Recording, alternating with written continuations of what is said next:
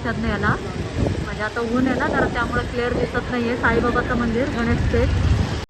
हे बघा, हे काका आहेत आणि मुतखड्याचं औषध देतात. चहा मागवले, चहा घेतोय. नमस्कार शिवाय माझ्या यूट्यूब फॅमिली. कसं आहात तुम्ही? ठीक असताल, मस्त असताल, मजेत असेल. मी पण ठीक आहे, मजेत आहे. माझी बारकी बहीण आली आज. नेमकं काही नाही, बाहेर बसले होते. आता म्हटलं आता स्वयंपाकघरातनंच सुरू केले. नेहमी माझं असतं स्वयंपाकघरातनंच, कारण की स्वयंपाकाला सुरू आहे. नाश्ता वगैरे सगळं झालं, म्हणजे माझं नाही झालं. नाश्ता बनवले, आज बनवलं मॅक्रोनी, पास्ता. आता भाऊ पण आले गावावरनं, म्हटल्यावर त्याचं तोही खातो, म्हणजे खातो का नाही माहीत नाही आता, नाहीतर त्याला पोहे करते. आम्हाला बाकीच्यांना सगळ्यांना आवडतं.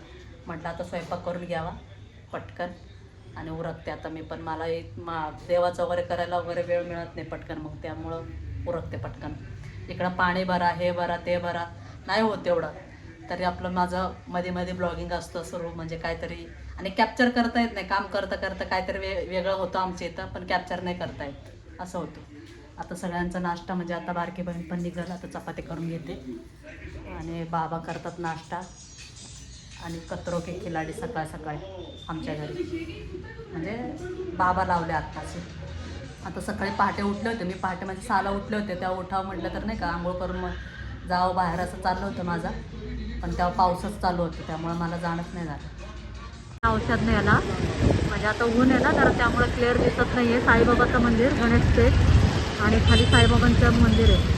तिथं ज्यूसचं खूप फेमस आहे ना तिथं शेजारीची अगदी इथं आहे बघा, इथं आहे.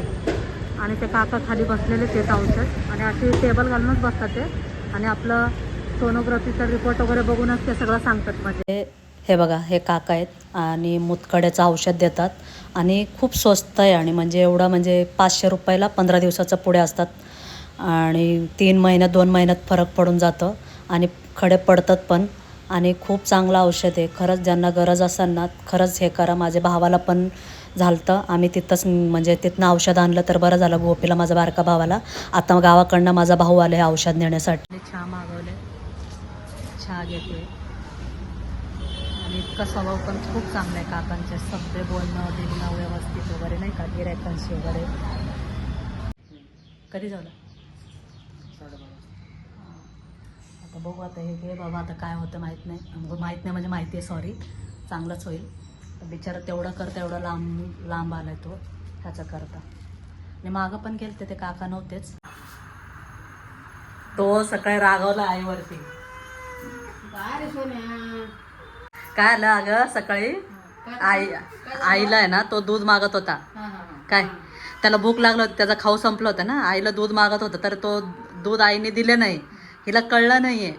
तो काय केलं, हिला का कळलं ना मला भूक लागली म्हणून, आईला मागं जाऊन अशी नाही कसं मारला अशी ह्याच्यानी. मग नंतर मला कळलं, मी घेऊन आले, बाहेर फिरवतो तरी तो गप्प होईना. मग नंतर कळते, हे गुब्बू शनूला दूध पाहिजे नव्हतं. ऐ शनू, काय झालं? दूध दिले की तुला? तिला आल्यावर सांगतो तिला सगळं काय काय झालं तुझ्या बरोबर. किती आगाव आहे, चमचेगिरी करतो का? किती चमचेगिरी करतो. गंगा आली ना, इतका तो अशी लाडात येतो, इतका म्हणजे नाही का असे बघ. आणि तुझ्याशी इतका छान. आमच्या घरी ना एक लहान मुलगाच आहे, म्हणजे घरात आमच्या लहान पोरगच आहे. सगळे लाड करतात. हाय हाय हाय हाय मोडतं ना. अशी बोलता बोलता अशी भाकरी टाकले होते ना, अशी वाफ बसला नसला असला झोपतं त्या वाफ बसल्यावर गुब्बे टुंबू. खरंच सांगायचं ना, ते औषध आहे ना, म्हणजे खरंच ज्यांना गरज आहे त्यांनी औषध ते घ्यावा. खूप म्हणजे फरक पडतो त्या औषधाने, खूप फरक पडतो. कारण की मी दुपारी पण बरीच ब्लॉगिंग वगैरे ते घेतले होते. माझं काय ते नेट हे झाल्यामुळं मला काही एवढं घेता नाही आलं व्हिडिओ तिथनं ते काकांचं. कारण की त्यांनी पण भरपूर माहिती दिली असते. मला नेक्स्ट टाईम गेले की मी नक्की सगळं माहिती देते. माहिती म्हणण्यापेक्षा सगळं आहेच आहे. मी पॅम्पलेट पण आणि नंबर पण देईन. खरंच ते औषध एवढं गावावरनं माझा भाव आला, कारण की माझा सक्का भावालासुद्धा त्रास झाला होता मुतखड्याचा. त्यामुळं त्याला पार अगदी ऑपरेशन करायला, आम्ही दुसऱ्या दिवशी मी ऑपरेशन करणार होतो, आम्ही म्हणजे नेणार होते गोपीला, म्हणजे माझ्या भावाला. पण नंतर लगेच असं, म्हणजे ना म्हणतात ना, देवाचं कृपा असतं, कुठनं तरी कळतंच. मग माझे बीसीमध्ये ग्रुपमध्ये एक जण होतं, त्यांनी मला सांगितलं बाबा असं असं आहे, माझा फरक पडला. आणि त्यांनी मला त्यांचे फोटो पाठवले. ते लेडीज आहेत ते, त्यांची 3 अशी खडे अशी दाखवलं त्यांनी प्रूफ, म्हणजे तिथनं ते औषध घेतल्यामुळं. मग लगेचच मग माझ्या भावासाठी पण मी जाऊन आणले, तर माझ्या भावालाही फरक पडले. आणि मितालीबाई आहेत ना आपल्या इथलं, म्हणजे डॉक्टर मिताली आपल्या इथलं, त्या पण त्यांनाही मी सांगितलं. त्यांनी म्हटलं होते ऑपरेशन करावं लागेल गोपीला, माझ्या भावाला. तर त्यांना मी नंतर जाऊन सांगितलं असं असं औषध आणलं वगैरे. त्यांनासुद्धा मी नंबर देऊन आले ते, कारण की बिचारे जे खरंच त्यांना 1,00,000-1,50,000 रुपयाशिवाय ऑपरेशनला जातात ते. जर काही तर 500 रुपयामध्ये तुमचं काम होत असेल तर काय हरकत आहे ना. आणि काका पण खूप चांगले आहेत ते औषध देणारे, आणि खूप म्हणजे दयाळू आहेत. खरंच लिटरली म्हणतात ना, खूप कमी लोकांना माहिती आहे का नाही माहीत नाही त्यांच्याकडे. त्या म्हटलं की बाहेरगावच्या पण लोक येतात न्यायला वगैरे म्हणे, खूप लांब लांबला लोक येतात ते. मग बरं वाटलं. माझा भाऊ म्हटलं, त्यांना सांगितल्यावर माझा भाऊसुद्धा एवढं कर्नाटकवरनं इकडं आला, त्याला औषध दिला, तर तो आज जाणार आहे. एवढंच मला सांगायचं होतं. बाहेर अजून लाईट लावलं, अंधार आहे. चला आत्ता भाऊ म्हणजे 8:30 वाजून गेले. 9 8:30ला गेला भाऊ माझा, गावाला सोडवायला गेला तर भाऊ माझा बारका.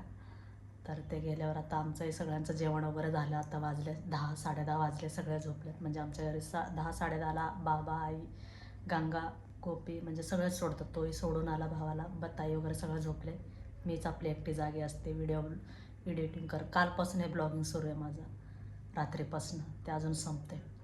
त्यामुळे म्हटलं आता व्हिडिओ एंड करते इथंच. प्लीज गाईस, व्हिडिओ आवडला असेल तर लाईक, सबस्क्राईब, कमेंट करा. भेटूया नेक्स्ट ब्लॉगमध्ये. बाय गाईस.